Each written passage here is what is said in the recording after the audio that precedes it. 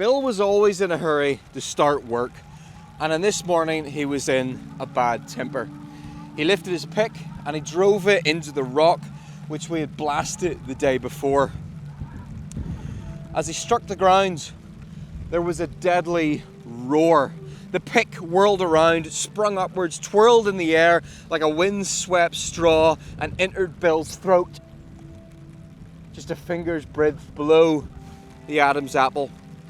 One of the dynamite charges from the previous day had failed to explode, and Bill had struck it with the point of his pick. And with this tool that had earned him his livelihood for many years sticking in his throat, he stood for a moment, swaying unsteadily.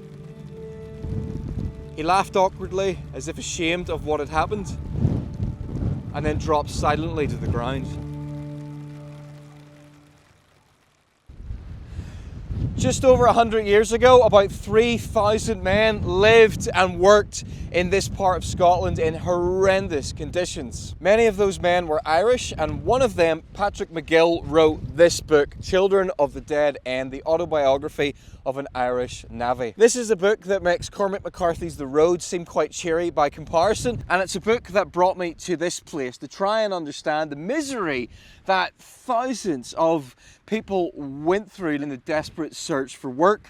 And to try and help me understand just what that was like, I deliberately came here in terrible conditions to this spot to spend a night here in the company of some of the people who worked here over 100 years ago.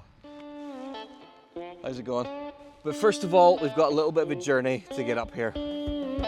Well, life has nearly killed me, and my mind has put me on the edge. Life has nearly killed me, and my mind has put me on the edge.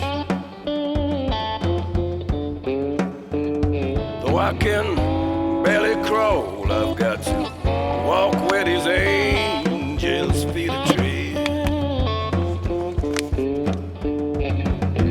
Darkness nearly drowned me. One thing I need to mention is that this book isn't written as a typical autobiography. It's written as a semi-fiction, so Patrick McGill attributes the events of his life to a young man called Dermot Flynn. And I think he did that because this was published over 100 years ago in 1910, and a lot of the people he wrote about would have still been alive. So I think he did that to protect their identities, but I guess you could use a more modern term and say based on a true story. And just before we head out to retrace his steps, I want to thank the sponsor of this video, Bluety. Bluety sent me their new 2,000 watt-hour power station and charger that can charge it in just 4 hours of driving. It's unbelievably fast and it powers everything I need.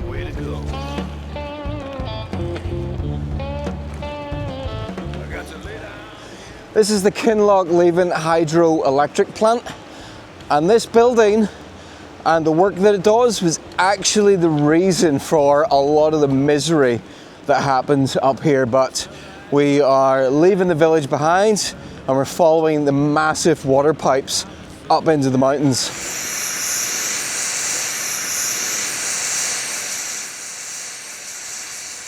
I'm just going to assume that's supposed to be doing that. This story doesn't actually start in Scotland. This story starts in Donegal, Ireland, in the late 1800s, a few decades after the Great Famine, and this was probably one of the worst times in history to be Irish. The majority of the population lived in poverty and there was a lot of injustice. And we meet Dermot Flynn living with his family in poverty, and at the ripe old age of 10 years old, Dermot leaves education after hitting his bully of a teacher with a stick. It's decided that perhaps school isn't for him, and he's sent off to start working manual labour in fields to earn money for the family at 10 years old.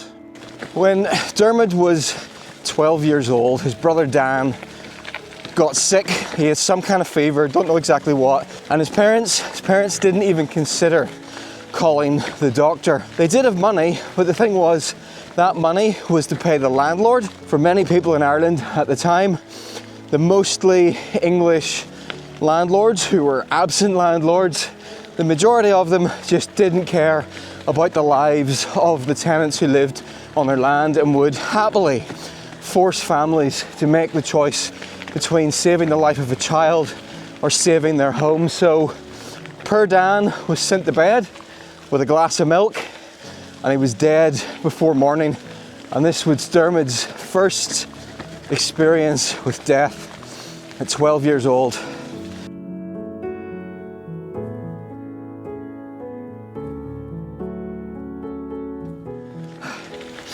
This hill is seriously tough. I'm on an e-bike, but I'm still struggling. Probably doesn't help, I've got a 20 kilo backpack on full of camping equipment. I'm curious, why do you have a boat or canoe all the way up here? We're heading up to the Blackwater Reservoir, and then from there we're going to carry the canoe about 12 kilometres across just north of Rannoch Station, Rannoch Moor, to Loch Ericsricht, I can't pronounce it, Eric's, and then 25 kilometres up there to Dalwhinnie. So, a long way. And I've just been given a tip by those two guys down there because the military road carries on that way. But apparently, if I follow this fence line, it'll take me on this sort of secret path where I can follow like a conduit type thing, which will be more sheltered than the main road up there. That or they were lying to me and I'm just about to accidentally go trespassing, but let's find out. There's Kinlochleven's infinity pool. Oh. Why is it every shortcut I take involves mud? Aha! Look at this. Now, if I've understood this correctly, underneath my wheels and underneath this concrete conduit is, I think, a big pipe carrying water down from the reservoir or whatever it is. But back to Donegal, and Dermot Flynn, at 13 years old, is made to leave home. He's got no choice. The family don't have enough money. He's not earning enough there. He's got to go in search of work.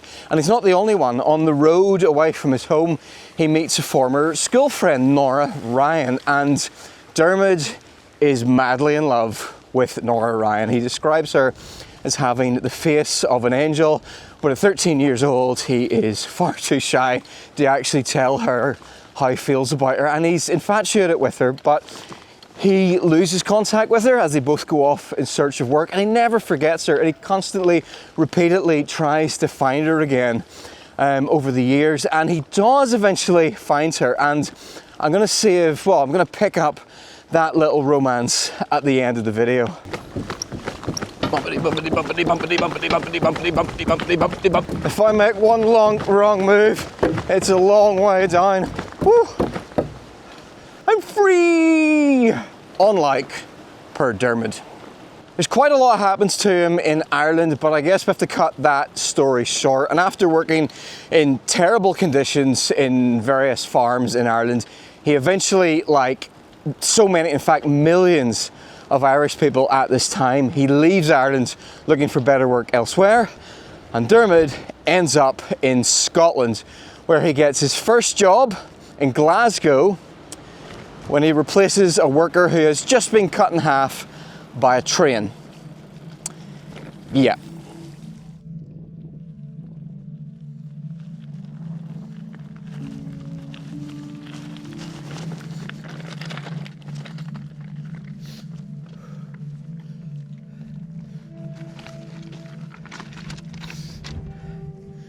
I clambered up a railway embankment near Glasgow with the intention of seeking a job, and found that a man had just been killed by the ballast engine. He had been cut in two. No! The fingers of his left hand, severed clean away, were lying on the slag. The engine wheels were dripping with blood. The sight made me sick with a dull, heavy nausea, and a look of fear was in every eye. They didn't know whose turn would come next. A few of them stepped reluctantly forward and carried the thing which had been a fellow man a few minutes before and placed it on the green slope. Others pulled the stray pieces of flesh from amid the rod, bars and wheels of the engine. One old fellow lifted the severed fingers and counted each one loudly and carefully, as if some weighty decision hung on the correct tally of the dead man's fingers. "A bad sight for the fellow's wife," said the old man to me. "I've seen 15 men die like him."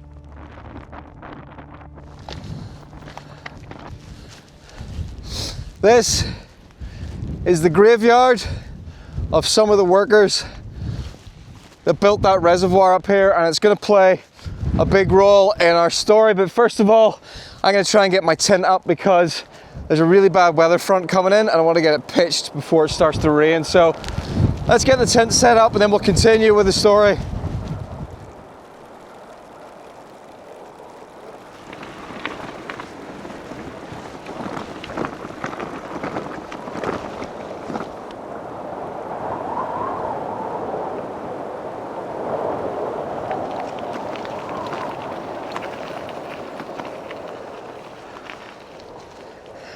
Now you would think that after witnessing the horrendous death of that railway worker that Dermot would have turned tail and run, but he didn't. In fact, he goes straight to the manager, tells him, you know, "You've just lost a man, you're one down, how about you give me some work?" And while the guy's squashed and compressed remains are still being scraped off the track, Dermot gets his first job working on the railway line. And after a while, he gets sort of fed up with the dangerous, dirty work, and then he hears about some jobs that are going up in the Scottish Highlands at a place called Kinlochleven. So he sets off, walking 100 miles from Glasgow up into the Scottish Highlands. When he got to Kinlochleven, is a scene of industry, of smoke, of smells, of mud, of sweat, of blood. It's sort of a makeshift town, a makeshift village in tin huts with mud floors, no heating all through the year, and just working in the most horrendous conditions on the one massive project. And this is what they were working on, the enormous Blackwater Dam and Blackwater Reservoir. This reservoir blended 3 lochs together into one huge body of water. And what was it used for? Well, a lot of potential energy up there flowing downhill. It was used by a hydroelectric plant down in Kinlochleven to generate electricity to power an aluminium works, which needed a huge amount of energy for its massive aluminium smelter, which is an amazing word to say in a Scottish accent. Smelter. Starting to sound a bit like Sean Connery. "Do you expect me to die? No, I expect you to produce some aluminium."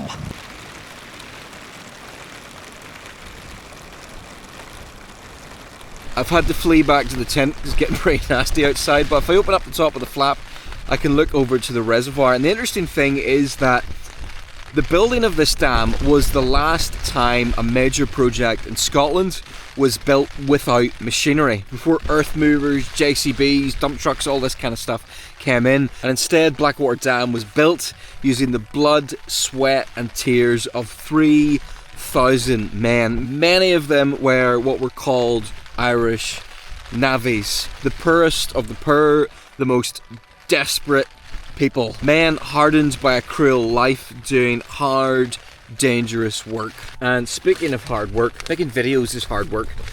I'm hungry. You might notice just up here, my wireless microphones are drying out. Everything has got absolutely soaking wet. And these are the kinds of conditions that people had to work in up here. And the thing that really surprised me was in the book, Dermot says the men didn't even know what they were working on.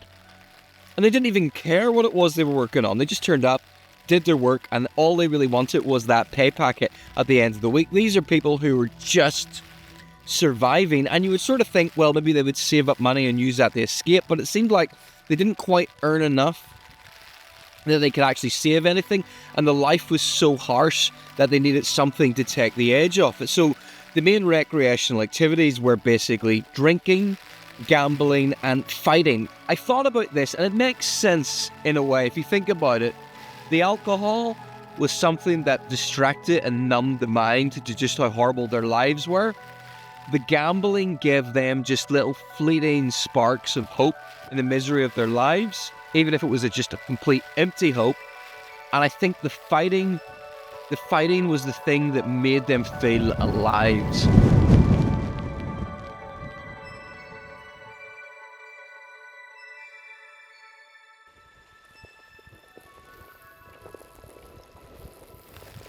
I'm getting on my dry layers. What was that? I'm gonna scare the life out of myself camping beside a graveyard. I bought the chair kit for my winter mat. So if I gotta sit here all night, at least I can sit upright and comfortable. There's only one slight problem with this seat. I'm on a slight downhill, so when I lean backwards,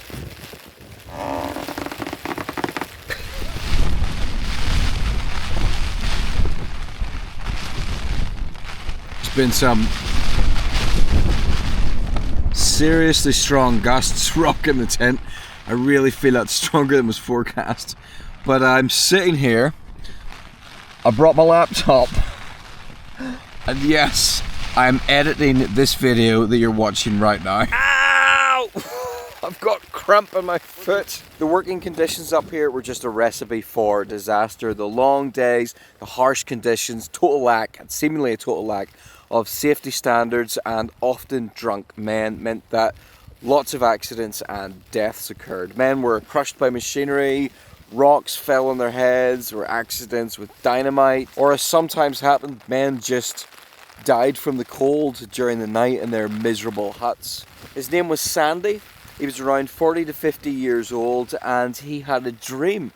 Sandy's dream was that someday I'm going to get out of here, I'm going to save enough money, and I'm going to buy a little place for myself on the Isle of Skye, this beautiful island off the west coast of Scotland. But Sandy didn't have good health, and the work he was doing meant that he didn't get the chance he needed to actually get better. It was the middle of winter, there was snow on the ground, it was sub-zero temperatures, and every day he was dragging himself out of bed, his bones aching, and forcing himself to go out and work hard manual labour out in the snow and ice.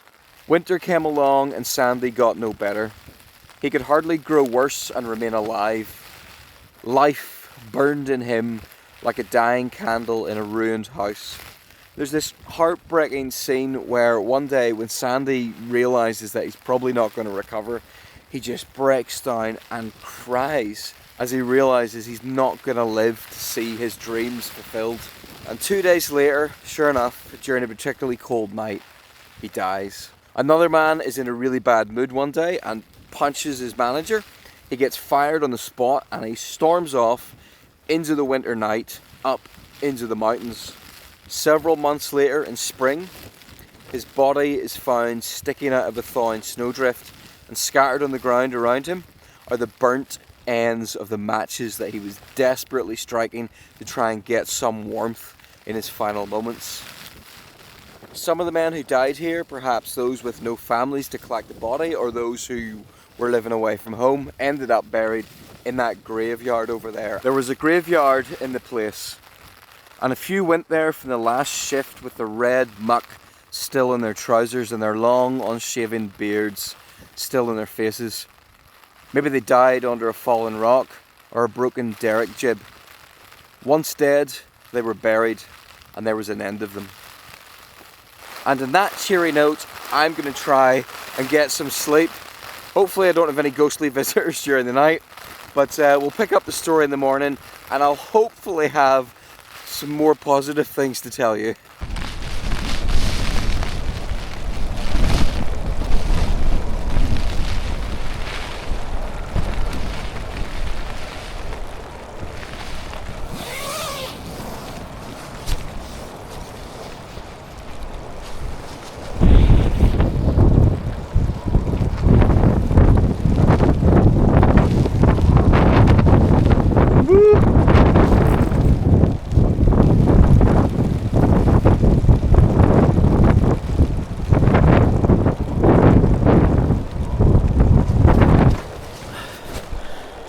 I don't think ghosts like rain any more than I do.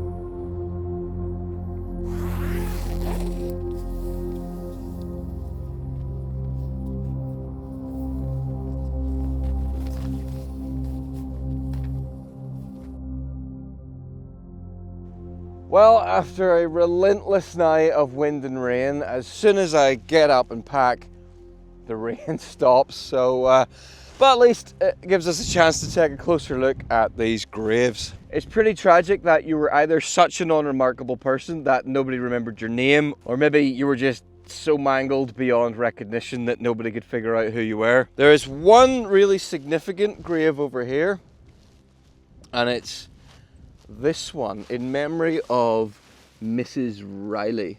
Mrs. Riley, apart from potentially some of the unknowns, is the only woman buried in this graveyard. For Dermot, or I suppose we should say Patrick McGill, the story is that he eventually escapes this life by discovering he's got a talent for writing, and he starts by just writing about what he knows. He writes about fights and incidences in the working conditions here. He sends those off to newspapers. The newspapers publish them, they pay him money, and eventually that allows him to have a successful career. He later ends up fighting in World War I. He gets injured, and in a weird twist of fate, he ends up working for the British Secret Service, for MI7, producing propaganda and press releases. And that brings us to his childhood sweetheart, Nora Ryan. And he goes back to Glasgow and he spends weeks, months looking for her, and he eventually tracks her down. But he finds her on her deathbed, dying from some illness. He finds out she's had a life that's been possibly even more cruel than his. She ends up working, begging in the streets in Glasgow and having to sell herself on the streets, and now she's caught some kind of disease and she's dying, and Dermot finds her at the end. They reconcile. He tells her what she means to him, and then she dies, and that's the end of the book. I told you it was bleak. Patrick McGill's story ends up being somewhat happier. After the war, he marries Margaret Gibbons, and they have 3 daughters, Patricia, Christine, and Sheila.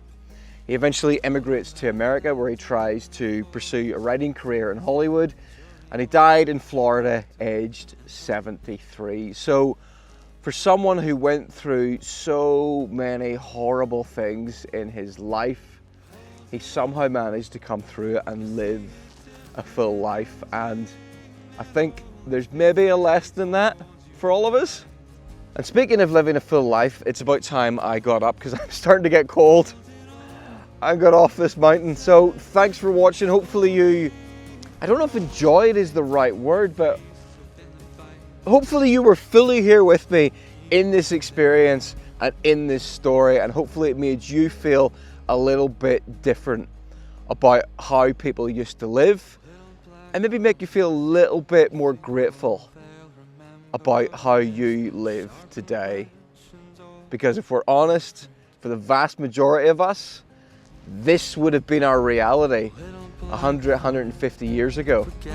And today, by comparison, we live in absolute luxury. There's your thought. Holding on, you'll see a different ending than all the things they told you in the night. Holding on, you'll tell a different story for all the things you faced within the fight. If you keep holding on, I'll hold it all. If you keep holding on, I'll hold it all. If you keep holding on, I'll hold it all. Keep holding on.